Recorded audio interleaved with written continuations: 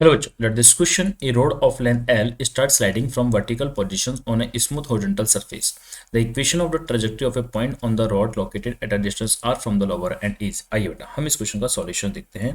हमें ये बताया जा रहा है कि एक रॉड है, तो मान लीजिए एक रॉड है बेटा। अगर हमें ये रॉड बताई जाती है तो बेटा हमें यहाँ पे स्पेशली एक बात बोली गई है कि इस रॉड के अंदर जिस रोड की लेंथ एल है और ये वर्टिकल पोजीशन पर है बेटा ना। फ्रॉम वर्टिकल पोजीशन मतलब स्टार्टिंग में वो रोड इस प्रकार से है, एक वर्टिकल पोजीशन पर। इस प्रकार से आप रोड को कंसिडर कर सकते हैं एज ए वर्टिकल पोजीशन पर आपके पास ये रोड है, जिसकी लेंथ बेटा हमारे पास कितनी लेंथ है, इसकी एल लेंथ हमें बताई जा रही है कि एल लेंथ की आपके पास ये कोई एक रॉड है, वर्टिकल पोजीशन पर रॉड है। अब ये on a smooth horizontal surface पर, तो ये नीचे आपके पास जो सरफेस है, अब इसको एक स्मूथ हॉरिजॉन्टल सरफेस यहाँ पे कंसिडर कर सकते हैं। स्मूथ हॉरिजॉन्टल सरफेस है बेटा, ये हॉरिजॉन्टल सरफेस है बेटा, वो भी कैसी है, स्मूथ है, मतलब कोई फ्रिक्शन वगैरह प्रेजेंट नहीं है। फिर the equation of trajectory of a point on the rod located at a distance R from the lower end. इसके लोअर एंड से यहाँ से हमने कोई यहाँ पे एक पॉइंट पी को मार्क कर दिया, जो कि इसके लोअर पॉइंट से कितने डिस्टेंस पर है, आर डिस्टेंस पर है, आर डिस्टेंस पर। तो इसकी इक्वेशन ऑफ ट्रेजेक्ट्री में लिखनी है। तो पहले हमें यह समझना होगा कि इक्वेशन ऑफ ट्रेजेक्ट्री का मतलब क्या होता है। इक्वेशन ऑफ ट्रेजेक्ट्री का मतलब क्या होता है, बेसिकली हमें इसका मतलब पहले पता होना चाहिए। तो हमेशा ध्यान रखिए, इक्वेशन ट्रेजेक्ट्री का मतलब होता है relation between X and Y coordinate, X and Y coordinate ना, एट एनी टाइम टी बेटा। किसी भी टी टाइम पर जो एक्स और वाई कोऑर्डिनेट के बीच में जो रिलेशंस होता है उसे ही हम इक्वेशन ऑफ ट्रेजेक्ट्री कहते हैं।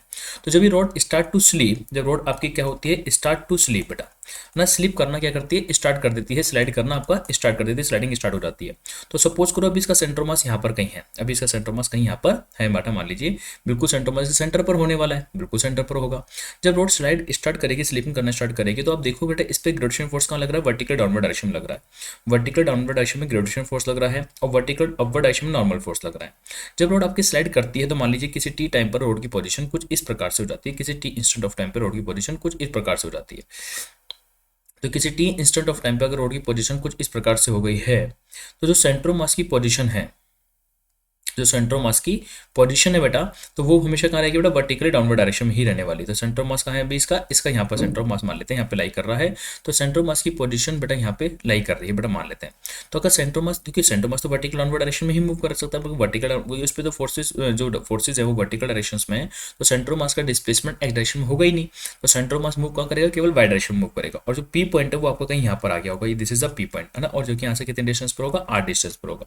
और किसी एंगल यहाँ पे हॉरिजॉन्टल पे उस टाइम पे एंगल कितना बन रहा होगा, थीटा बन रहा होगा।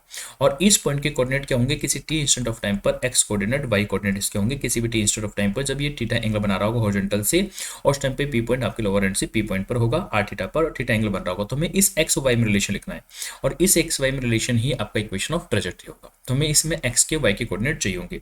कैसे कैलकुलेट करेंगे, ध्यान से देखिएगा। आपके पास पहले रोड ऐसे थी, ठीक है, ये आपकी हॉरिजॉन्टल सरफेस थी, बाद में रोड आपकी स्लाइड होकर के ऐसी हो गई है, ये आपके पास रोड की पोजीशन हो गई है बेटा। और हम यहाँ पे क्या देख रहे हैं कि आपके पास ये पॉइंट पी पॉइंट मार्क है, जो कि यहाँ से आर डिस्टेंस पर है बेटा। कितने डिस्टेंस पर है, आर डिस्टेंस पर है। अगर मुझे इसके कोऑर्डिनेट लिखने हैं तो इसका ये सेंट्रो मास है बेटा, रोड का सेंट्रो मास है। सेंट्रो मास का मतलब होता है हाफ लेंथ है बेटा, इसकी हाफ लेंथ है।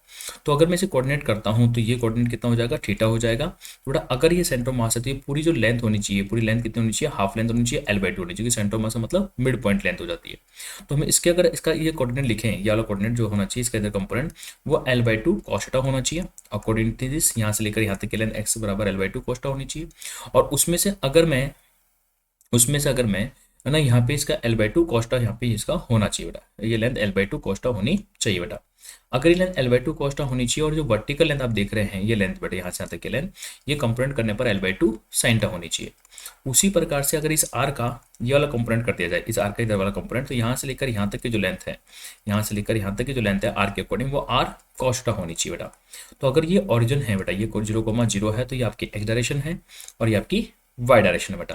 तो इस पॉइंट का जो कोऑर्डिनेट होगा, इस पॉइंट का जो कोऑर्डिनेट होगा वो कोऑर्डिनेट होगा एक्स कोऑर्डिनेट। तो एक्स कोऑर्डिनेट कितना हो गया, देखो इस L/2 cos थीटा में से R/2 cos थीटा को माइनस कर दो। L/2 cos थीटा में से हम किसको माइनस कर देंगे, यहाँ पे R cos थीटा को माइनस कर देंगे। तो फाइनली एक्स कोऑर्डिनेट कितना आ जाएगा, cos थीटा को कॉमन ले लीजिए और L/2 माइनस का R, यहाँ पे आपके पास एक्स कोऑर्डिनेट आ जाता है। तो एक्स का वैल्यू कितना आ गया, एक्स का वैल्यू आ गया L/2 माइनस का आर ब्रैकेट कॉस्ट आपके पास यहाँ पे एक्स का कोऑर्डिनेट आ जाता है, वैल्यू ऑफ एक्स आ जाता है बेटा। तो हमने यहाँ से एक्स का वैल्यू लिख लिया बेटा। उसी प्रकार से अगर मेरे को इसका वाई कोऑर्डिनेट लिखना है, एक्स कोमा वाई बेटा, तो वाई कोऑर्डिनेट क्या होगा, इस आर का कंपोनेंट होगा बेटा। तो इस आर का ये कंपोनेंट कितना होगा, ये होगा आर साइन थीटा होगा बेटा, ये इसका वाई कोऑर्डिनेट होगा। तो वाई कोऑर्डिनेट कितना हो जाएगा बेटा, आर साइन थीटा हो जाता है।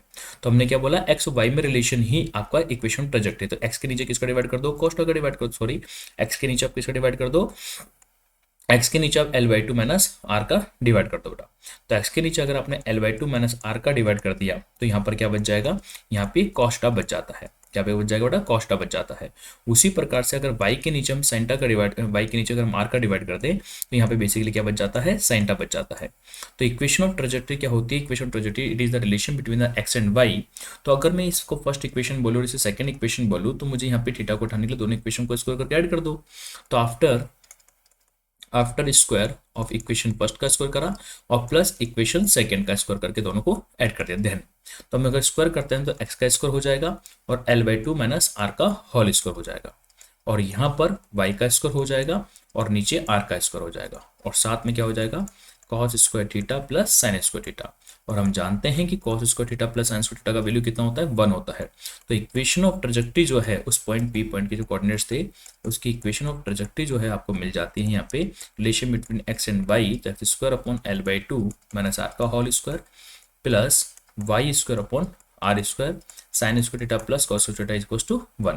तो इक्वेशन ऑफ ट्रेजेक्टरी आपके पास क्या होगा बेटा, X square upon L by two minus R का whole square plus Y square upon R square equals to 1 हो जाती है बेटा। तो हमारा आंसर क्या हो गया, X square L by two minus R का whole square Y square plus R upon R square equals to 1। तो मतलब बी ऑप्शन एकदम हमारा करेक्ट हो जाता है। ओके बेटा, थैंक यू।